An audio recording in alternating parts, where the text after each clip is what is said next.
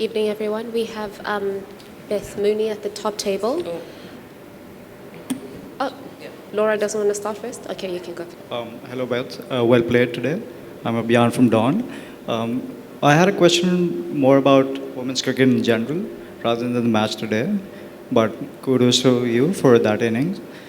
Basically, we see that there's a gulf between the top four teams in women's cricket and the rest of them, like Australia, India, England, and New Zealand maybe. They come into the top four.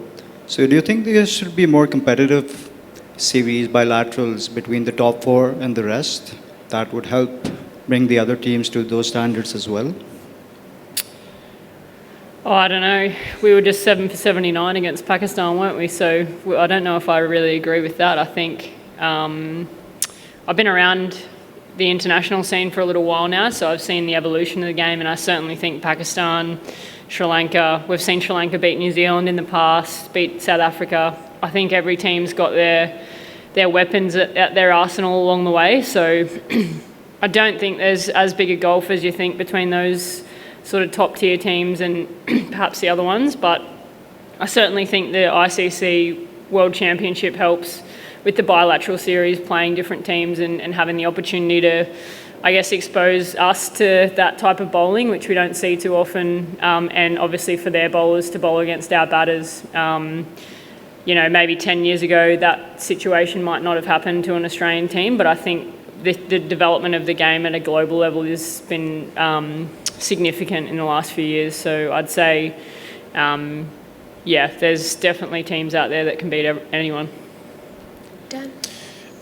It's crazy to think, you still went at roughly a run of ball, but there was probably a sort of a mental tug of war knowing that you kind of had to restrain yourself a little bit just to ensure that you batted out the 50 overs. Can you just kind of talk about that kind of mindset and that, again, that sort of mental discussion you almost have with yourself? I know you spoke post-match about the chat in the dugout as well, but what it's like, not having to sort of cash in on every opportunity, knowing that you have to sort of bat out 50 overs. Can you just talk about that sort of mental gameplay?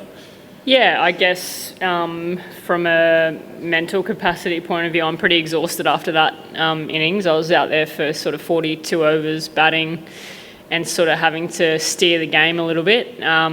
Certainly there were moments when I thought I could take a bowler on, reverse sweep, ramp, hit down the ground, that sort of thing, and they'd pop into my mind, albeit very briefly, and I'd have to park them pretty quickly and play the scenario in front of me, basically.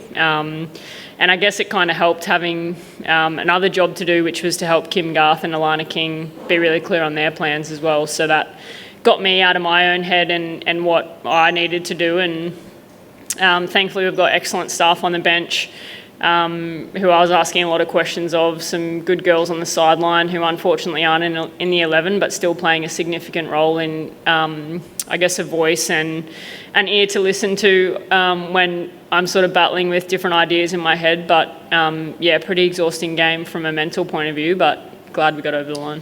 And you've seen a lot of Alana King batting not only domestically but here tonight obviously as well, and I'm sure a lot of other teams would kill to have Alana King, someone like that, in their number 6, number 7 role potentially. How much time does she get in the nets when she's 10th in the order, and what do you kind of see that added power at number 10, how much that kind of helps inject that extra 30, 40, 50 runs in an innings like that? Yeah, Kingy works really hard on her batting. I've seen her come up with different plans against different bowlers. She asks a lot of questions of the coaching staff and the players around her, and I think that's just someone that really prides herself on whatever role she's given. Ideally, she'd probably like to bat a little bit higher, but the depth in this Australian team is almost unheard of. So unfortunately for her, she slides down the order a little bit, but we saw tonight she can play a significant role in the outcome of our batting innings. And from our point of view, we're really lucky to have basically 11 people who can bat. It probably just doesn't happen that often that they have to spend so much time at the crease. We've been really blessed with a lot of talent in our top order. And tonight was just one of those nights where we didn't execute that well as a batting unit, and that's going to happen sometimes, and we've got to live with that and move on. But I thought Alana was excellent, really clear with her method when she was out there, and then once it was time to go, she let loose and smacked a few, which was great to watch. Beth, congratulations on a fantastic innings and a fantastic win. Just want to know, so a lot of the wickets that fell early, there seemed to be a lot of progressive play, playing in front of the wicket, coming down the track and trying to maybe take on the ball a little bit too early, whereas you were noticeably playing deeper in the crease a lot, waiting for the ball to come on and just sort of working it around. Was that a conscious decision on your part, or was that just something that happens dance because that's your general game?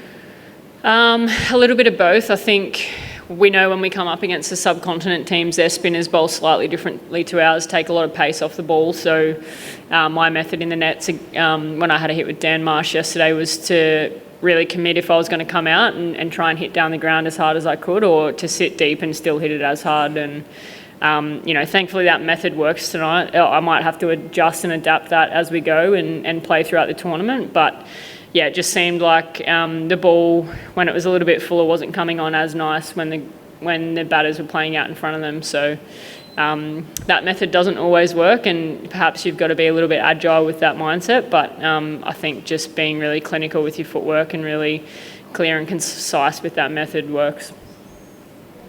And just one more.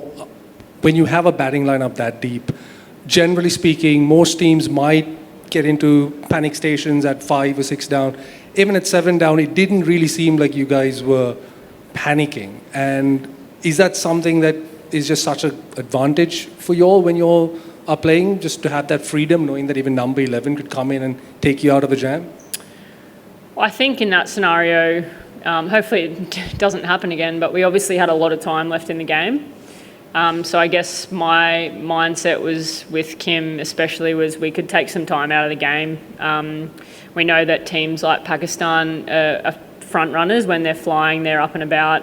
If you get a little partnership going, they can get a little bit flat, and you can open the game up that way. So, I sort of knew we had a long time to bat, so we didn't have to do anything too rash, and we were still moving the scoreboard slightly, not probably as much as we're used to, but that scenario sort of demanded that of us a little bit. And then as the game went on, the game opened up a little bit more for us as batters, and we were able to score a little bit more freely. So, I think the time left in the game certainly helped with the less panic.